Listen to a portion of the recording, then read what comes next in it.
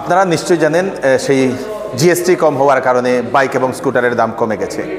তো যারা যারা বাজাজের বাইক বা স্কুটার কিনতে চান তাদের জন্য সুখবর দর্শকবৃন্দ, বাজাজ শোরুমে, শিলচরের বাজাজ শোরুমে সোনাই রোডে এখন চলছে স্পেশাল অফার।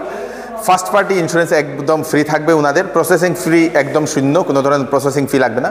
জিএসটি রিডাকশন হওয়ার কারণে আপনারা 23,000 টাকা পর্যন্ত আপনারা সেভ করতে পারবেন সেখান থেকে বাইক বা স্কুটি কিনলে।